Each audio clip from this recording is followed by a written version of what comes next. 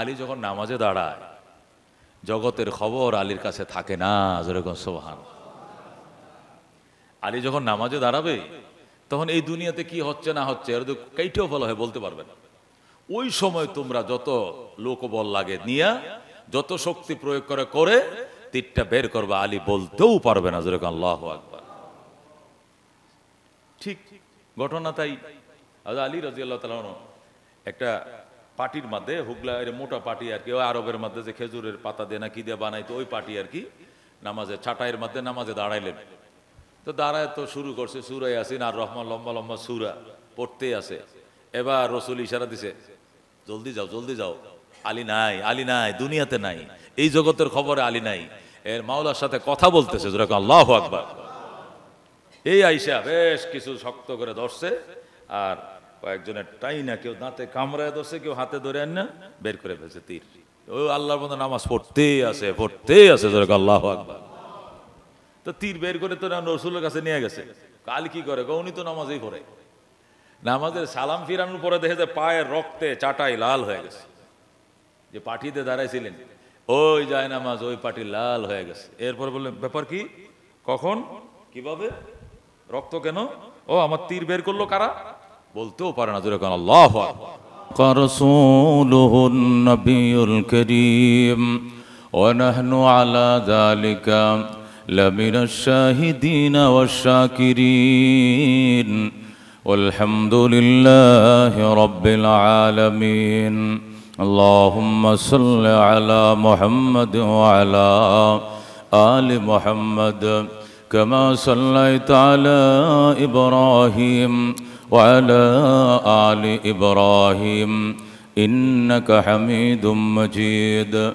اللهم بارك على محمد وعلى آل محمد كما باركت على إبراهيم وعلى آل إبراهيم إنك حميد مجيد.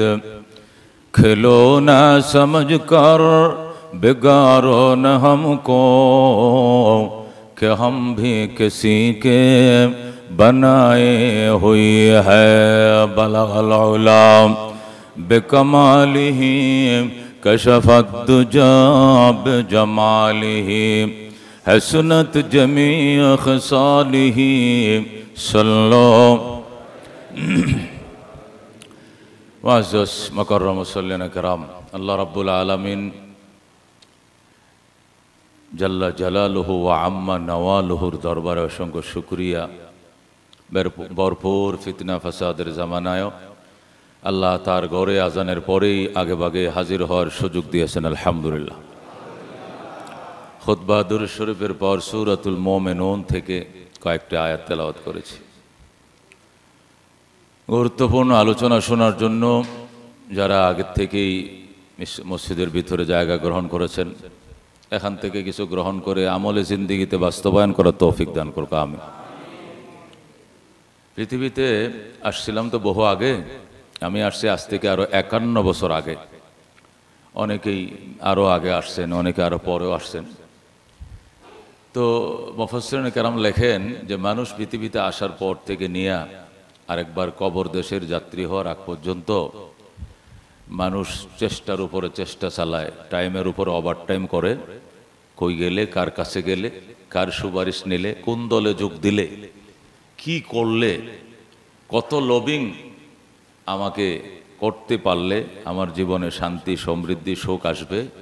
এই জন্য মানুষ বসে থাকে না, চালিয়ে যাইতে থাকে কাজ। হামাগুড়ি খায়, হামাগুড়ি খায়। মুফাসসিরিন কেরাম বলেন মানুষ জানে না, মানুষ আসলে বিশ্বাস করে না যে কামিয়াবি এবং সফলতা হামাগুড়ির মধ্যে নয়, লবিংয়ের মধ্যে নয়। কামিয়াবি এবং সফলতা আল্লাহর কাছে। কার কাছে? আল্লাহর কাছে। ছোট ছোট পাতি নেতারা, স্থানীয় মেম্বার, ছোটখাটো নেতাদের সাথে সম্পর্ক, কারণ ওনার সাথে সম্পর্ক ভালো থাকলে আমার দিন সুবিধাময় হবে। তো ওনারা আবার আরেকটু বড় লেভেলের নেতা, ওদের সাথে ভালো সম্পর্ক রাখে, ওনাদের সাথে সম্পর্ক থাকলে আমাদের দিন আরো সুবিধাময় হবে।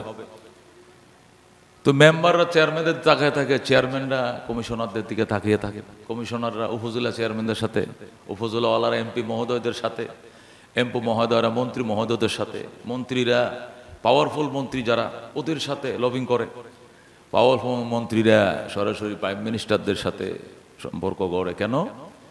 একটাই আশা যে ওনাদের সাথে লাইন লবিং থাকলে জীবন সুখময় হবে, সমৃদ্ধি ফিরে পাবো। প্রধানমন্ত্রী প্রেসিডেন্টে তাকিয়ে থাকে, প্রেসিডেন্ট কয় আমি গরিব দেশের প্রেসিডেন্ট, আমার আর আছে কি? ওই উন্নত দেশের প্রেসিডেন্টের সাথে লবিং করে, ভালো দেশের উন্নত দেশের প্রেসিডেন্টের সাথে লবিং থাকলে শান্তি আসবে, সমৃদ্ধি আসবে। আল্লাহ কয় সব পাগল এক জায়গায় জমাইছে, হে কাঙ্গাল আরে কাঙ্গালের সাথে লবিং করে সুখের জন্য। আল্লাহ কয় ইন্নামা আনাল গানিয়্যু ওয়া আনতুমুল ফুকারা। আল্লাহু আকবার। আল্লাহ বলেন ধনী শুধুমাত্র আমি, ধনী শুধুমাত্র আমি। ইন্নামা আনাল গানিয়্যু, নিঃসন্দেহে ধনী আমি ধনী একমাত্র আমি। ওয়া আনতুমুল ফুকারা, তোরা সব কাঙ্গালের দল। কথা কোন ঠিক কি না? এটা কার কথা? আল্লাহর কথা। সত্য না মিথ্যা? সত্য বিশ্বাস না করলে ঈমান থাকবে? ঈমানও থাকবে না। আল্লাহ বলেন ইন্নামা আনাল গানি ওয়া আনতুমুল ফুকারা, একমাত্র শুধুমাত্র ধনী স্বয়ং সম্পূর্ণ আমি, আর তোরা সব কাঙ্গালের দল। এক কাঙ্গাল আরেক কাঙ্গালের পিছে ঘুরো, এক কাঙ্গাল আরেক কাঙ্গালের সাথে লবিং করো। এক কাঙ্গাল আরেক কাঙ্গালের দিন ঘুরাইতে পারে না, দিন ঘুরাইতে পারি শুধুমাত্র আমি আল্লাহ। কথা কোন ঠিক কিনা? তুমি যাকে ধনী মনে করছো উনি তো রাস্তার ভিখারি, ফকির। কারে তুমি ধনী মনে করছো? মহতারাম আজিম, এগুলো বুঝতে হবে। এটা আমাদের ঈমান, এটা আমাদের বিশ্বাস। আমরা তো মনে করি আহারে কি শক্তি, কি মানে ক্ষমতা, দুনিয়া কিয়ামত হয়ে যাবো, এই ক্ষমতা কোনোদিন ভাঙতো না। আল্লাহর জন্য সেকেন্ড লাগে না। আল্লাহ ডাক দেয়া কাদ আফলাল মুমিনুন, বন্ধু তুমি সফল, তুমি সাকসেস যদি তুমি নিম্নে বর্ণিত 7টি কাজ করো, কয়েকটি কাজ করো, তুমি সফল হইবা। সফলতা এনে দেওয়ার মালিক চেয়ারম্যান নয়, সফলতা এনে দেওয়ার মালিক মেম্বার নয়, সফলতা এনে দেওয়ার মালিক মন্ত্রী নয়, সফলতা এনে দেওয়ার মালিক প্রেসিডেন্ট নয়। সফলতার চাবিকাঠি আমি আল্লাহর হাতে। আল্লাহ বলেন ওয়ালিল্লাহি খাযাইনুস সামাওয়াতি ওয়াল আরদ, আমি আল্লাহর কাছে আসমান জমিনের ধনভাণ্ডারের চাবি। আল্লাহ, আসমান জমিনের যে খাজানা আছে, ধনভাণ্ডার, এটা আমার এটা আমার হাতে, এটা আমার সৃষ্টি, যে আর কারো হাতে নয়। লিল্লাহি মুলকুস সামাওয়াতি ওয়াল আরদ, আসমান জমিনের রাজত্ব আমি আল্লাহর। আসমানের রাজত্ব আমারটাই চলে, জমিনও আমারটাই চলে, সাগরও আমারটাই চলে, 7 সাগরের নিচেও আমারটাই চলে, মাটির নিচেও আমারটাই চলে। সর্বময় রাজত্বের মালিক একমাত্র কে?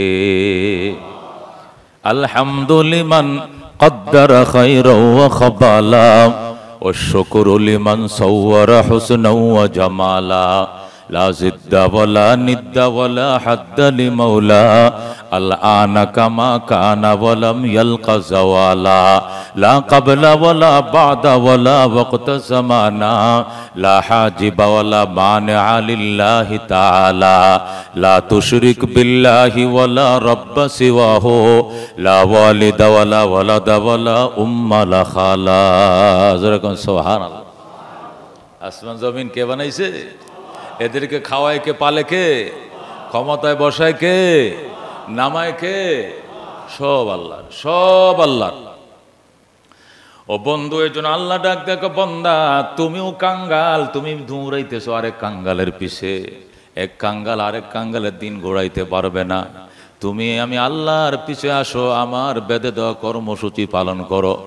আমি আল্লাহ কথা দিলাম দুনিয়াতেও সুখী বানাইবো, পরকালেও তোমাকে সুখময় শান্তিময় ঠিকানার মালিকানা আমি আল্লাহ বুঝাই দেব। সুবহানাল্লাহ। সুতরাং তুমি এক ভিক্ষুক আর এক ভিক্ষুকের পিছনে দৌড়াও, রাজা বলো, বাদশা বলো, সব কাঙ্গালের দল। আমি আল্লাহ একমাত্র স্বয়ং সম্পূর্ণ। সুতরাং আমার কাছে আসো, আমি আল্লাহর বেঁধে দেওয়া কর্মসূচি পালন করো। আমি কথা দিলাম দুনিয়াতেও তুমি সুখী হবে, পরকালেও সমৃদ্ধি, সুখী সমৃদ্ধির মালিক তুমি হবে। বিনা শর্তে নয়, শর্ত সাপেক্ষে তোমাকে সমৃদ্ধির মালিক বানানো হবে।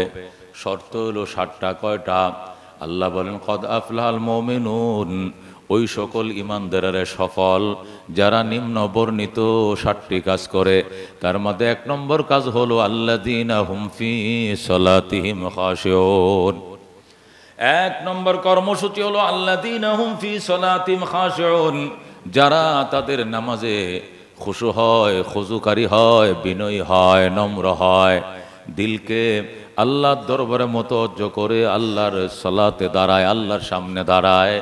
ও বন্ধু, সফলতার চাবিকাঠি আল্লাহু আকবার ব্যবসা দিয়া নয়, রাজনীতি দিয়া নয়। সফলতার চাবি দিয়ে খেলাধুলা দিয়া নয়। সফলতার চাবিকাঠি ব্যাংক দিয়া নয়, বিলিশ দিয়া নয়। সফলতার চাবিকাঠি নামাজ দিয়া। কথা কোন ঠিক কিনা? আল্লাহ বলেন নিম্ন বর্ণিত কয়েকটি ডিউটি কর্মসূচি তুমি পালন করলে আমি কথা দিলাম তুমি সুখী হবে, দুনিয়াতে পরকালে। আল্লাহর কথা সত্য না মিথ্যা? এর মধ্যে কোনো সন্দেহ আছে? এই জন্য কর্মসূচি পালন করতে হবে। 1 নম্বর কর্মসূচি, 1 নম্বর কর্মসূচি আল্লাযীনা হুম ফি সলাতিহিম খাশিউন, যারা তাদের নামাজে খুশু খুজু অবলম্বন করে। নামাজ শুধু পড়লে হবে না, যেমনে তেমনি ভাবে পড়লে হবে না, খুশু খুজু সহকারে পড়তে হবে। খুশু খুজু সহকারে নামাজ কেমনে আদায় করে? আল্লাহু আকবার। হযরতে মাওলানা শাহ সুফি হাফেজ মাওলানা আব্দুল কাদের জিলানী রহমতুল্লাহ আলাই গনিয়াতুত তালিবিনে লেখেন, খুশু খুজু বলা হয় নামাজের নিয়তটা যখন করবা ভাজান, মনে করবা জীবনের শেষ নিয়ত করছো। যখন কেরাত পড়বা মনে করবা জীবনের শেষ কেরাত, রুকু জীবনের শেষ রুকু, সজদা জীবনের শেষ সজদা। সালাম ফিরাইছো, নতুন নামাজের নিয়ত বাঁধার সুযোগ পাইতেও পারো, নাও পাইতেও পারো। জীবনের শেষ নামাজ মনে করে নামাজ আদায় করতে হবে। যখন তুমি নামাজে দাঁড়াইবা মনে বলবো, ও মন, মালিকুল মউত আজরাইল তোর পিছনে উত পেতে রয়েছে, রব্বুল আলামিন তোর সামনে। সজদা যে করবে কপালটা তোর রবের কদমের উপরে পড়বে। আল্লাহু আকবার। তোমার কপালটা রবের কদমের উপরে ঠেকবে, এইভাবে মনে করে নামাজ আদায় করো। ওই নামাজকে বলা হয় আল্লাযীনা হুম ফি সলাতিহিম খাশিউন। আল্লাহু আকবার। এই নামাজ জীবনের শেষ নামাজ, এই রুকু শেষ রুকু, এই কেরাত শেষ কেরাত, এই সালাম শেষ সালাম। রব আমার সামনে, রব আমার সামনে, রব আমার সামনে। পিছনে মালাকুল মউত আজরাইল, ডাইনে জান্নাত, বামে জাহান্নাম। উপর থেকে রহমতের বৃষ্টির বারিধারা বর্ষিত হচ্ছে। এই মনে করে নামাজ আদায় করো। এই নামাজকে বলা হয় আল্লাযীনা হুম ফি সলাতিহিম খাশিউন। আমরা তো নামাজের মধ্যে যদি ইমাম সাহেব সুবহানা রাব্বিয়াল আযীম 3 বারের জায়গায় 5 বার বলে, তখন তো নামাজের পরে বিচার কি, হুজুর কি নামাজে কি ঘুমিয়ে গেছিলেন? কে তো লম্বা, জানেন না আমি দোয়ান তুই আইছি, জানেন না আমি চাকরি তুই আইছি, আপনাদের তো কোনো কাম নাই, বাস কাল নামাজ পড়ন, মানুষের করে খাওন আর বাস। এই যে এত লম্বা লম্বা কেরাত ধরেন, মারি ফেলাইবেন পাবলিক। আমার গিরাটিরা ব্যথা হয়ে গেছে, আপনি এত লম্বা সূরা ধরলেন, দেখছেন নি কারবার? এই হলো আমাদের অবস্থা, ছটপট ছটপট নামাজের মধ্যে ছটপট। এক সাহাবী এসে বলে, হুজুর সমস্যা গো, নামাজ পড়। নামাজ পড়ে এসে হুজুর সমস্যা তো আছে, আবার পড়। আবার পরে আছে, সমস্যা তো রয়েছে, আবার পর। সল্লি ফাইন্নাকা লাম তুসাল্লি, সল্লি ফাইন্নাকা লাম তুসাল্লি, সল্লি ফাইন্নাকা লাম তুসাল্লি। তুই আবার নামাজ পড়, তোর নামাজ হয় নাই, তুই আবার পর হয় নাই, আবার পর হয় নাই, 3 বার পড়াইছে। 74 বার পরে আসে, এখন কি? হ্যাঁ সমাধান হয়েছে, সুবহানাল্লাহ। এখন কি হয়েছে? সমাধান হয়েছে। এই জন্য বন্ধু, আল্লাযীনা হুম ফি সলাতিহিম খাশিউন, যারা নামাজের মধ্যে খুশু খুজু অবলম্বন করে নামাজ আদায় করে, এদের সফলতা কেউ খেড়ে নিতে পারবে না। আমি তো মনে করি বিরাট টাকা পয়সার মালিক, ব্যাংক বিলিজির মালিক। আহা, কালকে আমার আমার মাদ্রাসার এক লোক অনেক টাকা পয়সার মালিক, তা আমার লাগবে, হুজুর একটু চা খান।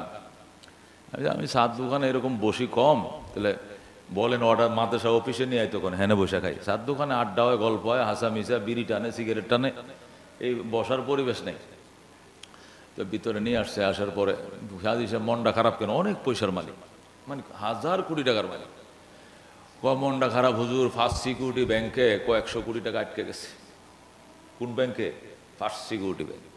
কারণ ওইটা কি কোন কার কথা, এসালাম গ্রুপ না কার কথা কইলো হের নাকি।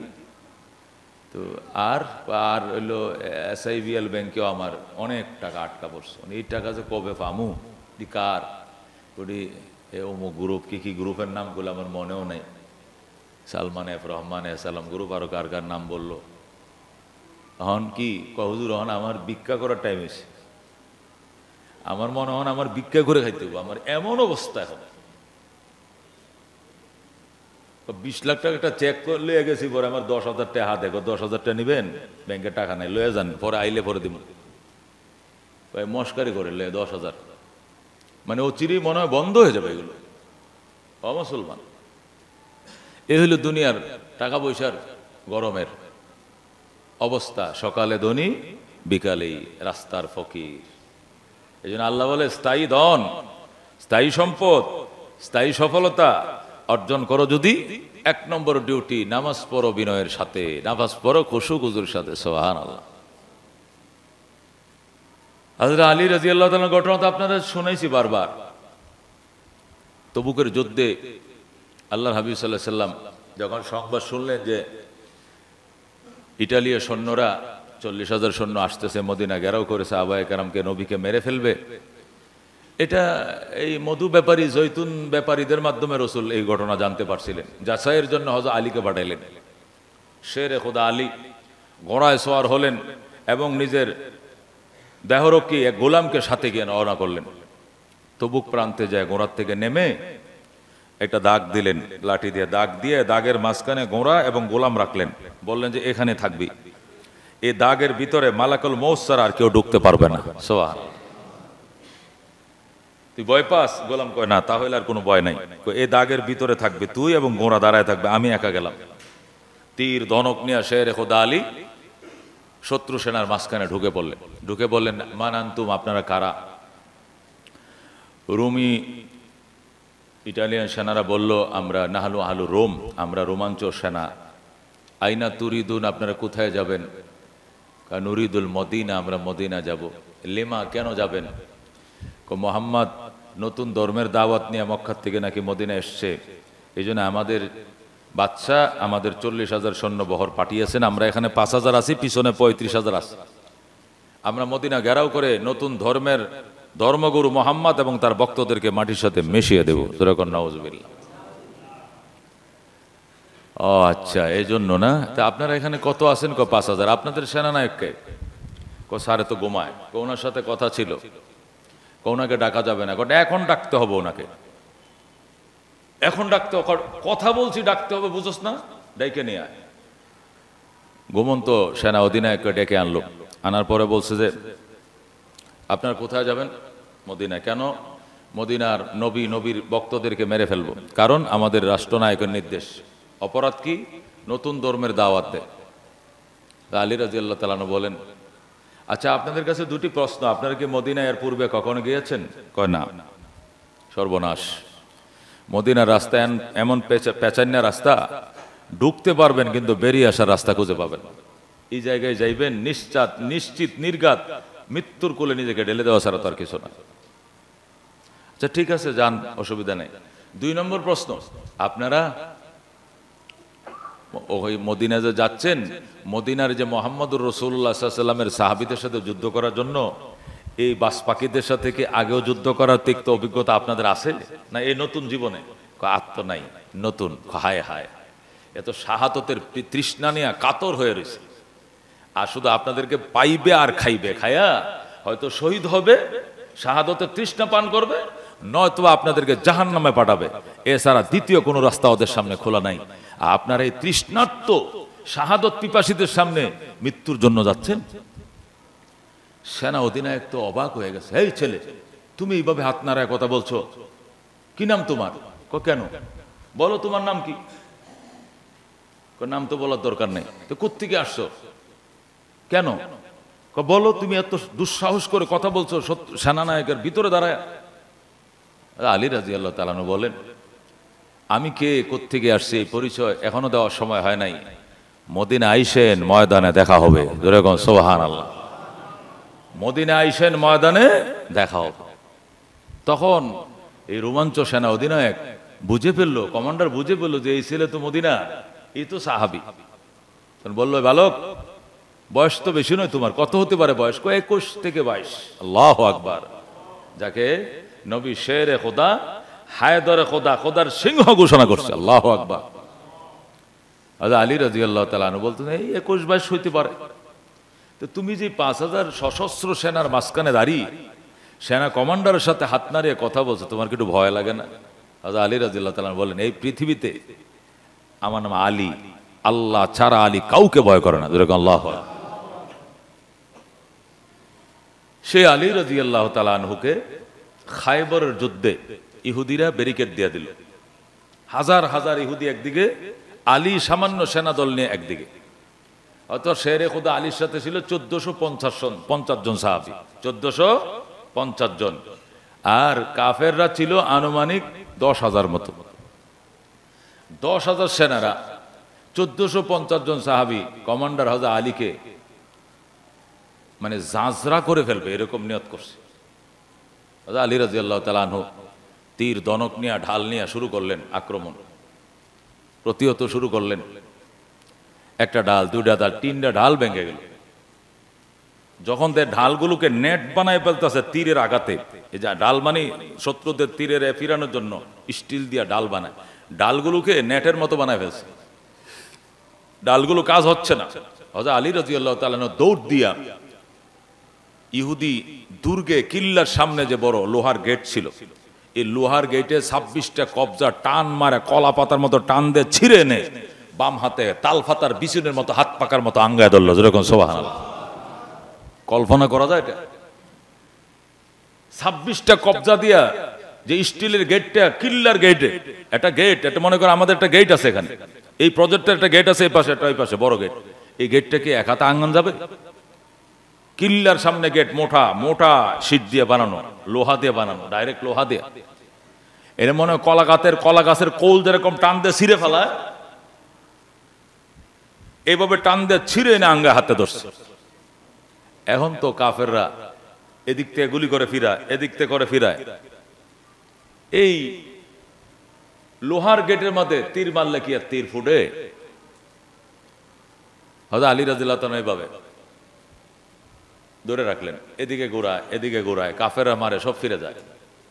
তীর যে মারে তার গায়ে উল্টা যায়, আঘাত করে। অবাক হয়ে গেল ইহুদি সেনারা। শেষে মাটিতে শুয়ে হযরত আলী যে এত বড় ঢাল, বিশাল বড়, আঙ্গায় ধরছে পায়ের এই হাঁটুর উপরে, মাটিতে শুয়ে হাঁটুর নিচ দিয়ে গুলি করছে ইহুদিরা। তখন হযরত আলীর হাঁটুর নিচে এদিক দিয়ে তীর ঢুকে এদিক দিয়ে বের হয়েছে, বের হয়ে মাঝখানে আটকে গেছে। এই পাশেও তীর অর্ধেকটা বেরিয়ে আছে, এই পাশে অর্ধেকটা, মানে ওই পাশে বেরিয়ে একবারে ক্লিয়ার হয়ে চলে যায় নাই, আটকা পড়ছে। এই হাড্ডির মাঝে বাড়ি খাইয়া তীর আটকে গেছে, এই পাশে অর্ধেকটা বেরিয়ে আছে, এই পাশে অর্ধেকটা। এমন অবস্থাতে আলী যখন যুদ্ধ চালিয়ে যাচ্ছে, তখন ইহুদিরা বলল, আয় রে আয়, গেলে আয়। এই বাহিনীর সাথে কলিয়ে ওঠা সম্ভব নয়। যে লোক পায়ের মাঝে তীর বিধে থাকার পরেও দাঁড়িয়ে নেতৃত্ব দেয়, এই বাহিনীর সাথে জীবনে পারা যাবে না। শেষ পর্যন্ত খাইবরের ইহুদিরা পালিয়ে গেল। যেরকম সুবহানাল্লাহ। ইহুদিরা পালিয়ে গেল, সাহাবায়ে কেরাম বিজয় নিশান উড়িয়ে মদিনায় মিছিল সহকারে গেলেন। আল্লাহর নবী নিজে রিসিভ করলেন এই বিজয়ী দলটিকে, পয়গম্বর নিজে রিসিভ করলেন। আল্লাহু আকবার। এবং ঘোষণা করলেন যে আমরা যে কোনো অঞ্চল বিজয় করি, অস্থাবর সম্পত্তি ভাগ করে দেয় মুজাহিদদের মাঝে, আর স্থাবর সম্পত্তি বাইতুল মালে জমা হয়। কিন্তু ব্যতিক্রম ভাবে খাইবরের সম্পত্তি স্থাবর অস্থাবর সবই মুজাহিদদেরকে বন্টন করে দেওয়া হলো। এটা বাইতুল মালে আসবে না। শুধুমাত্র যারা এই যুদ্ধে অংশগ্রহণ করেছে 1450 জন, এদেরকে জমি বাড়ি সহ স্থাবর অস্থাবর টাকা পয়সা নগদ সহ জমি সব বন্টন করে দেওয়া হবে। সব বন্টন করে দিল। তো যুদ্ধ শেষ। এখন সবাই হযরত আলী রাদিয়াল্লাহু তাআলা আনহু গেলেন নবীর কাছে, যায় বলল, ইয়া রাসূলুল্লাহ, এই যে তীর, কত চেষ্টা করছি আমরা তীরটাকে খোলার জন্য, আমরা পারি নাই। এটা খোলার উপায় কি? যখন খুলতে যাই 5-6 জনে ধরি পায় আর 5-6 জনে টান দেই, আলী তো চিৎকার মার ব্যথায়, তীর খুলতে পারি না। এখন এই অবস্থাতে এই লোকটা বাঁচবে কেমনে দুনিয়াতে?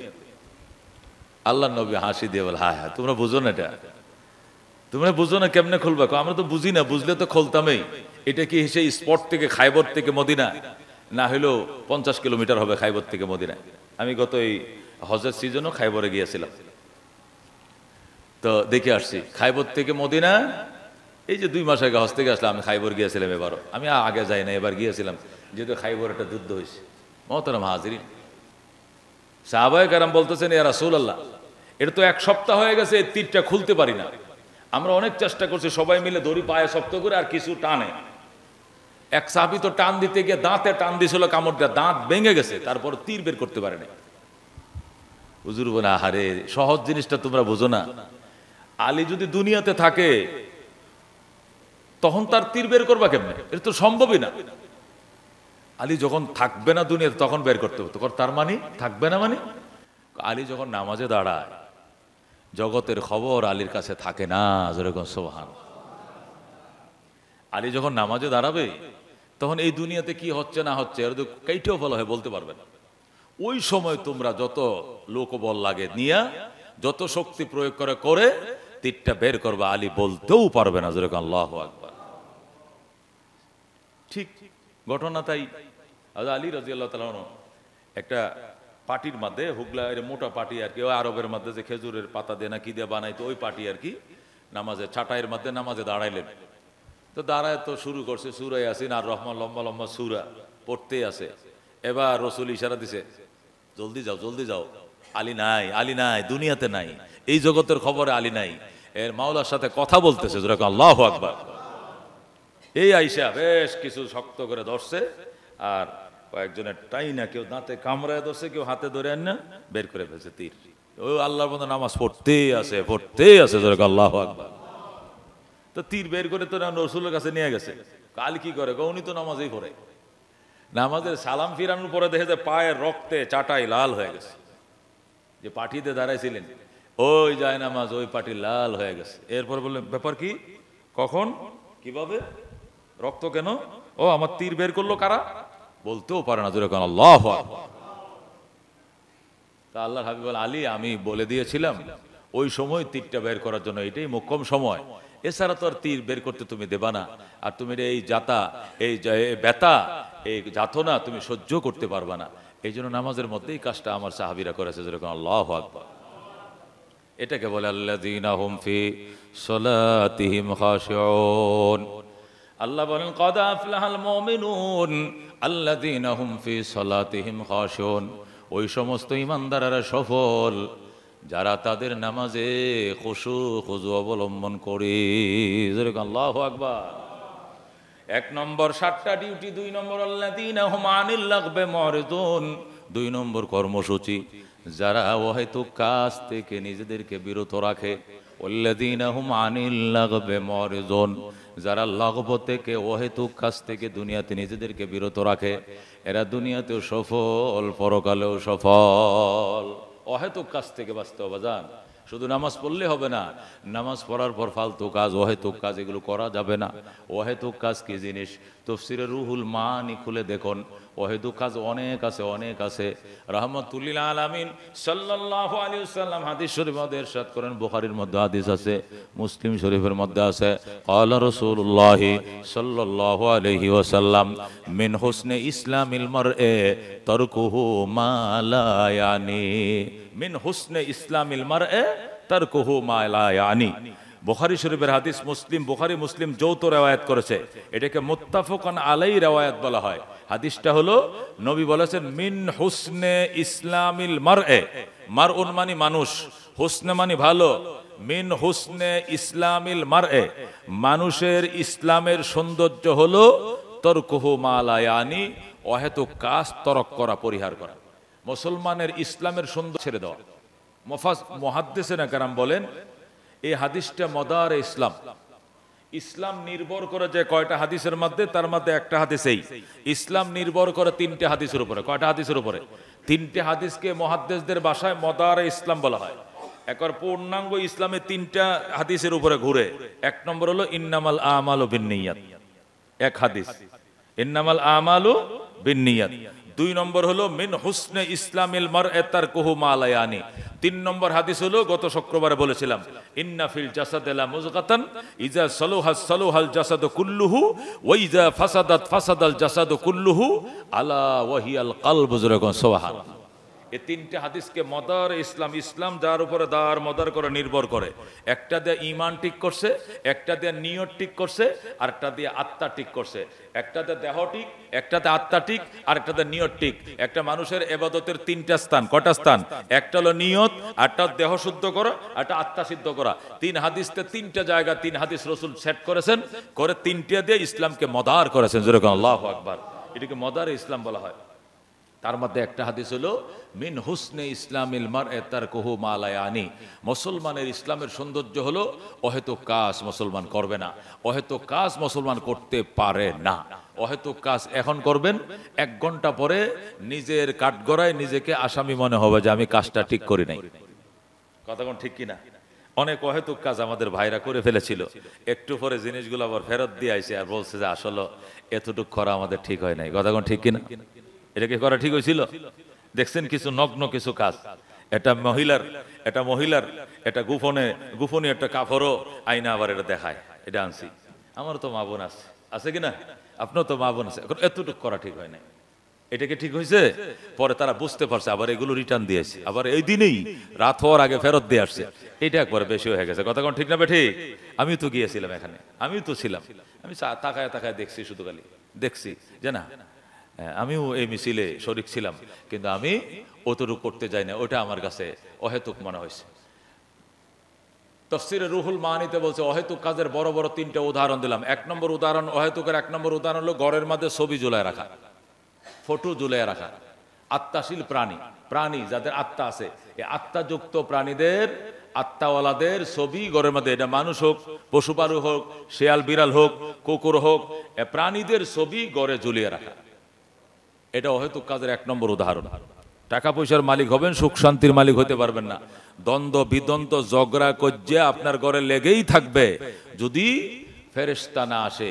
আর যে ঘরে প্রাণীদের ছবি থাকে, ওই গৃহে ফেরেশতার অনুপ্রবেশ হয় না, সম্ভব না। কথা ঠিক কিনা?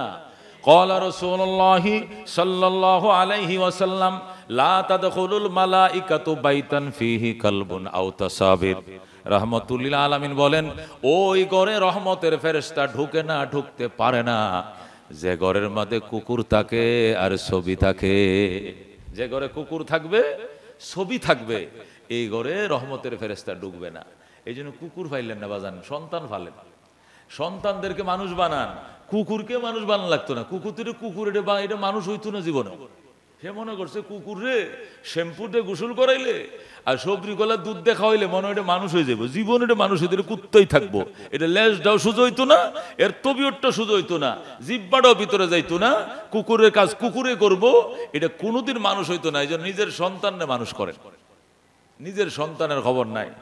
এটা মেন রোডে যায় গাড়ি কি করে রাত্রে কয় গাড়ি চলবে না, মাল খায়া টালো এক গাড়ি চলবে না। হে একাই হরতাল দিয়েছে বাংলাদেশ, কি গাড়ি চলবে না, কি খাইছে মাল। নিজের সন্তান রাত্রে কই ঘুমায় ওই খবর রাখো না, আর কুত্তা নিয়ে হে ঘুমায়। কুকুরে শ্যাম্পুতে গোসল করে। আমাকে হাঁটি ছিলে, আমার তো ডায়াবেটিস, হাঁটি কতুরিরে দেখি কুত্তা লই হাঁটে, গলার মধ্যে কি আছে সেইন লাগানো আছে, হাঁটতেছে কুকুর হাঁটে। আমি সেইটার হাঁটান কিনলে কয় হুজুর খালি আমরা ব্যায়াম করলে বই, এদেরকে ব্যায়াম লাগতো না? আমরা ব্যায়াম করলে বই, এদের কি ব্যায়াম আছে না? এই জন্য এটাও ব্যায়াম করা লাগে। এই জন্য আমগো বসে আমারে বেতন দিয়ে রাখছে 12,000 টাকা বেতন। সকালে তুইও ব্যায়াম করবি, কুত্তারও ব্যায়াম করাবে। এই জন্য আমি ডেলি কুত্তা লয়ে ঘুরি। হায় হায় রে মানুষ, এটি উনি মানুষ।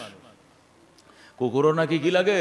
ব্যায়াম লাগে। আচ্ছা আমি বললাম এটি কামড় টামড় দেয় না? কয় না হুজুর, এটি মাসে মাসে মনে করেন এগুলোর ইঞ্জেকশন দেয়, টিকা দেয়, আবার ওষুধ খাওয়ায়, বিভিন্ন মেডিসিন খাওয়ায়। মানে একটা মানুষের পিছনে এত খরচ হয় না, এই কুকুরটার পিছনে আমাকে বাড়িওয়ালা যে খরচটা করে। হা হা বালা, ভালো ভালো। বুঝেন, কেউ মদ বিক্রি করে দুধ খায়, কেউ দুধ বিক্রি করেও মদ কেনে, আছে না নাই? এলো রুচি, মানুষের রুচি। আল্লাহ কয় ওয়াল্লাযীনা হুম আনিল লাগবে মুরিজুন, যারা অহেতুক কাজ থেকে বেঁচে থাকবা দুনিয়াতেও তুমি সফল, পরকালেও সফল। অহেতুক কাজের এক নম্বর উদাহরণ, ঘরের মধ্যে, মুসলমানের ঘরের মধ্যে আত্মাশীল প্রাণীদের ছবি থাকবে না, থাকতে পারবে না। একান্ত প্রয়োজনে যদি ছবি উড়ান লাগে উড়াইবেন, প্রয়োজনে তো জায়েজ আছে, পাসপোর্ট করার জন্য, জমির দলিল টলিল করার জন্য, যেগুলো সরকারি ছবি টবি লাগে, এগুলো ছবি তো দিতেই হবে, করতে হবে। কিন্তু এটা আনা দিয়া বাঁধাই করে, লেমিনেটিং করে, ঘরের খাম্বায় খাম্বায়, ফিলারে ফিলারে ঝুলায় রাখতে হবে কেন আমাকে বলেন? এটা ঝুলায় রাখা যাবে না, রহমতের ফেরেশতা ওই ঘরে ঢুকবে না। কথা কোন ঠিক কিনা? এটি যদি প্রয়োজন হয় ঝুলায় রাখেন, বাঁধাই করে রাখবেন, রাখেন, লেমিনেটি করবেন, করেন, কিন্তু আলমিরাতে রেখে দিবেন, ট্রাঙ্গে রেখে দিবেন, ডয়ারে রেখে দিবেন, তালা মেরে রেখে দিবেন, ঝুলায় রাখবেন না, রহমতের ফেরেশতা ঢুকবে না। এই ঘরে শুধু ঝগড়া লেগেই থাকবে, এই ঘরের বাচ্চাগুলো মানুষ হবে না, এই ঘরের স্বামী স্ত্রীর মধ্যে মিল থাকবে না, পয়সা থাকবে, রহমত থাকবে না এই ঘরে। এই জন্য খবরদার, খবরদার, কোরআন থেকে সরাসরি সহি হাদিস থেকে বলছি, কতগুলো মানার চেষ্টা করবো। অহেতুক কাজ, অহেতুক কাজের এক নম্বর উদাহরণ ঘরে ছবি ঝুলিয়ে রাখা, দুই নম্বর উদাহরণ বাদ্যযন্ত্র ঘরে রাখা। এটি মুসলমানের ঘরের সামান্য, মুসলমানের ঘরের প্রসাদনী কি? মুসলমানের ঘরের প্রসাদনী জায়নামাজ দেন কয়টা লাগবো? আমগো ঘরে 5টা জায়নামাজ আছে। কি লেগে? আমরা 5 জন সদস্য, 5টা জায়নামাজ আছে। এটা মুসলমানের ঘরের গর্ব। জায়নামাজ মুসলমানের ঘরের প্রসাদনী, আতর, সুরমা, মেসওয়াক, তসবি, জায়নামাজ, মুসল্লা, এগুলো কি? কোরআন শরীফ, হাদিস শরীফ, কথা কোন ঠিক কিনা? ফাজাইলে আমাল, আউলিয়া উলিয়াদের জিন্দেগি, সহিহ বুখারী শরীফ, মুসলিম শরীফ, কোরআন শরীফ, ফাজাইলে আমাল, তাফসীর, অমুক, কোরআন কিতাব, এগুলো মুসলমানের ঘরের প্রসাদনী। রিমোট কন্ট্রোল, ইংরেজি দেখবেন না বাংলা দেখবেন, উত্তর দেখবেন না দক্ষিণ দেখবেন, পূর্ব এশিয়া দেখবেন না পশ্চিম এশিয়া দেখবেন, 26 ইঞ্চিটা লাগাবো নাকি 36 ইঞ্চিটা লাগাবো, এটি মুসলমানের ঘরের প্রসাদনী নয়। কথা কোন ঠিক কিনা? মুসলমানের ঘরে বেলা, তবলা, হারমোনি, টেলিভিশন, বেসিয়ার, এগুলো মুসলমানের ঘরের প্রসাদনী নয়। এগুলো ঘরে রাখা যাবে না, রহমতের ফেরেশতা আসবে না, আল্লাহর রহমতের খায়েরের ফয়সালা হবে না। এই জন্য অহেতুক কাজের 2 নম্বর উদাহরণ তাফসীরে রুহুল মানিওয়ালা বলে মুসলমানের ঘরে বাদ্যযন্ত্র থাকবে, এটা অহেতুক। অহেতুক জোরে করে নাউজুবিল্লাহ। আল্লাহ বলেন ওয়াল্লাযীনা হুম আনিল লাগবে মুরিজুন, যারা অহেতুক কাজ থেকে দূরে থাকবে। 3 নম্বর উদাহরণ রুহুল মানিওয়ালা লেখে ওয়াল্লাযীনা হুম আনিল লাগবে মুরিজুন, এই আয়াতের ব্যাখ্যার মধ্যে লেখে অহেতুক কাজের 3 নম্বর উদাহরণ হলো মুসলমান ঈশার নামাজ পড়ে ফেলেছে, রাতের খাবারও খেয়ে ফেলেছে, ওষুধপত্র প্রয়োজনও খেয়ে ফেলেছে, এখন বাজে গল্প করে রাত গভীর করা, বাজে গল্প করে 1টা বাজানো, 12টা বাজানো, যাতে করে ফজরের নামাজ পায় না, ফজরের জামাত পায় না, এ অহেতুক গল্প করে রাত গভীর করে সজাগ থাকা, এটা অহেতুক কাজের 3 নম্বর উদাহরণ। নাউজুবিল্লাহ। বাস এশার নামাজটা পড়ছে, পড়ার পরে বাসায় গেছে, টেবিলে খাবার রেডি, খানা শেষ, খাবার, ওষুধ খাইলেন, ডাক্তার বলছে আধা ঘন্টা পরে পানি খায়া একটু হেঁটে ছেড়ে ঘুমায় পড়বেন। কিন্তু আপনাকে কেন গো 1টা পর্যন্ত সজাগ থাকতে হবে? 5টায় ফজরের নামাজ, আজকেও ফজর দেখছি 5টা 10-এ, আচ্ছা 5টা 10-এ ধরলাম, 4:40 থেকে ফজর আসছিল নিচে, 4:40 থেকে উঠে এখন 5টা 10 পর্যন্ত আসছে, হয়তোবা 6টা 10 পর্যন্ত যাবে, আবার রাত এখন বড় হবে আস্তে আস্তে। ও বন্ধু, যদি 5টা 10-এ ফজর হয়, আপনাকে ফোনে 5টা উঠতে হবে। আপনি যদি 11টা বাজে ঘুমান, তবু তো আপনি করবেন কি 5 ঘন্টা ঘুমায়ও ফজর পাবেন। কিন্তু যদি আপনি 1টা বাজে ঘুমান, 3 ঘন্টা 3.5 ঘন্টা ঘুমায় আপনি উঠতে পারবেন না। ডাকলেও উইটা বসবেন, আবার শুয়ে পড়বেন, বসবেন, আবার শুয়ে পড়বেন। আপনি ফজর জমাত ধরা দূরের কথা, ঘরে তাই কেউ তো ফজর পড়তে পারবেন না। এই জন্য মুফাসসিরিনে কেরাম বলেন ওয়াল্লাযীনা হুম আনিল লাগবে মুরিজুন, যারা অহেতুক কাজ থেকে বিরত থাকে, অহেতুক কাজের 3 নম্বর উদাহরণ দিয়েছেন। আল্লাহু আকবার। বিনা কারণে গভীর রাত পর্যন্ত জেগে থাকা, কারণে হইলে ভিন্ন জিনিস। ফ্যামিলির লোকজন বসে কোনো একটা বিচার আচার হচ্ছে, বা কোথাও একটা মাহফিলে গেছি, কোথাও একটা ওয়াজ মাহফিলে গেছি, অথবা কোনো একটা তাফসীর শুনতেছি, বা কোনো একটা প্রয়োজনীয় মিটিং, এটা ভিন্ন দিন। আমগো বাসায় একটা মিটিং চলতেছে, আমগো প্রজেক্টের মিটিং, আমগো ফ্ল্যাট মালিক ওলাদের একটা অনুষ্ঠান, এটা 1টা পর্যন্ত চলবে। দিনের বেলা পারি নাই, অফিস ছিল, রাত্রে আসার পরে খাওয়া দাওয়া করে বসছি, একদিনই তো আজকে বৃহস্পতিবার রাত 1টা বাজে যাক, এটা ইত্তেফাকান ঘটনাক্রমে হঠাৎ 2-1 দিন জায়েজ। কিন্তু নিয়মিত চায়ের দোকানে যায়া, মালিবাগ মোড়ে, মৌচাক মোড়ে যায়া এই ফ্লাইওভারের নিচে দোকান খোলা থাকে। আমি পরশুদিন না কয়দিন আগে যে গত কিবারে ত্রাণ দিতে গেছিলাম, তো আসার টাইমে এদিক দিয়ে আইতেছি, তো আমি ড্রাইভারে বললাম ক্ষুদা লেগে গেছে, রাত বাজে 2:30, খাওয়া কই যায়? হুজুর এই যে ফ্লাইওভারের নিচে সারা রাত দোকান খোলা থাকে। পরে এই যে রাজারবাগ পুলিশ লাইন এই পাশে নিচে এলাম, দেখলাম যে সারা রাত খোলা। এখানে এসে আসো খাইলাম রাত ভর। তো কিছু মানুষ দেখলাম যে উদয় গল্প করতেছে, উদয় আড্ডা দিতেছে, নেশাগ্রস্ত এই সেই। আর্মি বাইরেতে আর্মিরা ফিটে, এই তোরা এত রাত্রে কি করো, যা তোরা যা যা, এই দিক দিয়ে তারা ওই দিক দিয়ে যায় বয়, ওইন্দা দূরান দে ওইন্দা যায় বয়, মানে ওরার কাজে আড্ডা দেওয়া। দোকানদার হুজুর এটি তো ডেলি আয় আমরা চিনি, এটির বাইরে এলে কি লাগবো? এটি কি বাসায় গেলে ঘুমাইবো? বাসায় গেলে আরো বুড়ি জ্বালাইবো? এটা এনে তাহলে বালা, এটি ঘুমায় সকালে, রাত বর এনে আড্ডা দেয়। আর এগুর কাছে আমরা বেচা কিনা করি, এই যে সারা রাত দোকান খোলা রাখি, পরোটা বানাইতেছে, কি বানাইতেছে, কিচ্ছা ফিডে বানাইতেছে, মানুষ কিনে খাইতেছে। ও মুসলমান, এদের কাজ হলো আড্ডা দেওয়া। বিনা প্রয়োজনে এশার পরে না ঘুমিয়ে গভীর রাত পর্যন্ত জেগে থাকা, যাতে করে পরের দিন ফজর নাই, জামাত নাই, নামাজ নাই। আল্লাহ, তুমি পরের দিন 8টা-9টা বাজে ঘুম থেকে উঠলা, এটা অহেতুক কাজের আর একটা উদাহরণ রুহুল মানিওয়ালা লিখেছেন। এই জন্য এগুলোর থেকে বাঁচতে হবে। যতদিন এগুলো আমরা পরিহার না করব, আমরা নামাজে কোনোদিন যত্নবান হতে পারবো না। আমি 10:30টার মধ্যে যদি ঘুমিয়ে পড়ি, 9টায় খাবার খাই, 1.5 ঘন্টা পরেও ঘুমাই, 10:30টায় ঘুমাই, আমি 6 ঘন্টা ঘুমাইও ফজরের নামাজ এই দিনেও জামাত পাওয়া সম্ভব। ফজরে রাত্রির ঘুম যদি তৃপ্তি হয়ে যায়, দিনে না ঘুমাইলেও সকালবেলা কোরআন পড়লে, বাচ্চাদেরকে উঠাইয়া নিয়ে গা গোসল দেওয়া, রেডি করে স্কুলে পাঠাইয়া, আপনি অফিসে গেলেন, বেগম সাহেব রান্নায় গেল, সব কিছু সুন্দর। ফজরের নামাজ না পড়ে কেউ অফিসে গেলে, আল্লাহু আকবার, এর চেহারাটা আল্লাহু আকবার অন্ধকার থাকবে। এই দোকান নিয়ে বসলে কাস্টমার আসবে না, এই অফিসে বসলে কাস্টমার আসবে না, এই গাড়ি নিয়ে গেলে ওই গাড়িতে কাস্টমার উঠবে না। এই যেখানে যাক, এই সারাদিনে বারাকাত, সারাদিনের বরকত আল্লাহ তার চেহারা থেকে মুছে দিবেন। এবং তার ইমানি যে ঝলক ছিল, চেহারা যে নূর ছিল, এই নূরটা সারাদিন থাকবে না। পরের দিন ফজর ফরের আগ পর্যন্ত তার চেহারাটার মধ্যে অন্যরকম একটা কালো দাগেই থাকবে। এই পাপী ফজর না করে কেমনে ঘুম থেকে জাগলো? এই জন্য মহতারাম হাজিরিন, আল্লাহ রাব্বুল আলামিন বলেছেন, সফলতা যদি অর্জন করতে চাও, 1 নম্বরে বিনয়ের সাথে নামাজ আদায় করো, খুশু সহকারে নামাজ আদায় করো। 2 নম্বরে অহেতুক কাজ পরিহার করো। 3 নম্বরে, 4 নম্বর, 5 নম্বর, 6 নম্বর, 7 নম্বর, বাকিগুলো ইনশাআল্লাহ আগামী শুক্রবারে বলবো। এরপরে শুক্রবার থেকে ইনশাআল্লাহ রবিউল আউয়ালের আলোচনা, নবীজির জন্মের মাস রবিউল আউয়াল মাস শুরু হবে। ধারাবাহিকভাবে আলোচনা চলতে থাকবে। আগে বেগে আসবো, গুছানো আলোচনা শুনবো, মনে রাখবো, আমলি জিন্দেগিতে বাস্তবায়ন করব। রব আমাদেরকে আমল করার তৌফিক দান করুক। আমিন। ওয়া আখির দাওয়ানা আলহামদুলিল্লাহি রাব্বিল আলামিন।